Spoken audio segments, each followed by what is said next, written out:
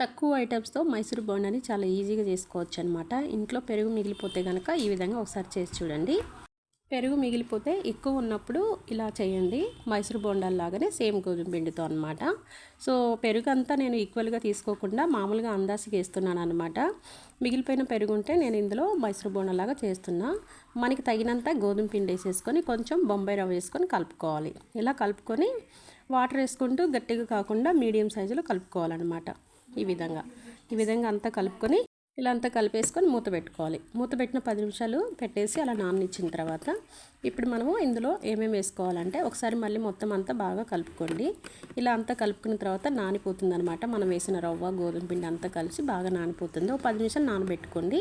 లేదా మీకు టైం ఉంటే ఉదయం నానబెట్టేసుకొని మధ్యాహ్నం లేదా సాయంత్రం చేసుకోవచ్చు, ఇంకా బాగుంటుంది అనమాట.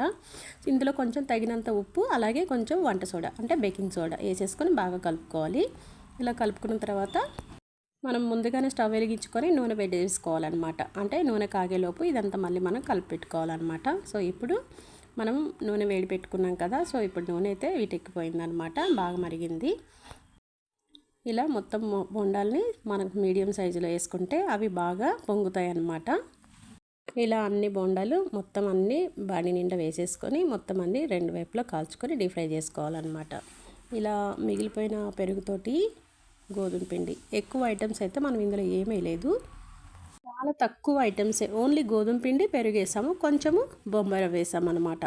ఇంట్లోనే ఈజీగా మైసూర్ బొండాలు, దూది లాంటి మైసూర్ బొండాలు అయితే మనం రెడీగా చేసుకోవచ్చు అనమాట. సో ఈ విధంగా అయితే అన్నీ రెడీ అయిపోయినాయి, చూసారు కదా. ఇలాగే చాలా సింపుల్. మా పెద్ద పాప కూడా చేస్తుంది అనమాట ఇలా. ఎందుకంటే ఇందులో ఎక్కువ ఐటమ్స్ వేయలేదు, నానబెట్టేసుకొని మనం మనకు నచ్చిన సైజులో బోండాని వేసుకుంటే చాలా బాగా వస్తుంది. నేను పెద్దగా సైజ్ వేసాను కాబట్టి సో ఈ విధంగా అయితే అన్నీ 2 వైపులు అయితే కాల్ చేసుకున్నాము. ఇలా బోండాలతోటి మీకు ఏ చట్నీ నచ్చితే ఆ చట్నీతో తినచ్చు. ఇక ఉల్లిగడ్డ కారము లేకపోతే కొబ్బరి చట్నీ, ఇంకా దీంట్లోకి అంటే కొబ్బరి కారము ఏదైనా సరే మనకు నచ్చింది చట్నీ అయితే చేసుకొని తినొచ్చు అనమాట. సో నేనైతే ఇక మొత్తం అన్ని బోండాలన్నీ రెడీ చేసి పెట్టుకున్నాను. సో చూసారు కదా ఎంత బాగా వచ్చాయో చూడండి బోండా.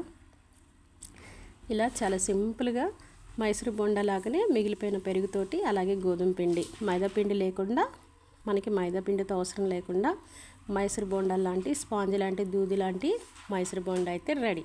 సో వీడియో నచ్చితే లైక్ చేసి సబ్స్క్రైబ్ చేయండి, అలాగే షేర్ చేయండి. ఎంత బాగున్నాయి కదా. సో సూపర్ అనమాట. ఇంకెందుకు ఆలస్యం, ఇప్పుడే చేసుకోండి. ఎప్పుడు కావాలంటే అప్పుడు చేయొచ్చు. మైసూర్ బోండా లాగే సేమ్ గోధుమ పిండితో బోండాలు అయితే రెడీ అయిపోయాయి.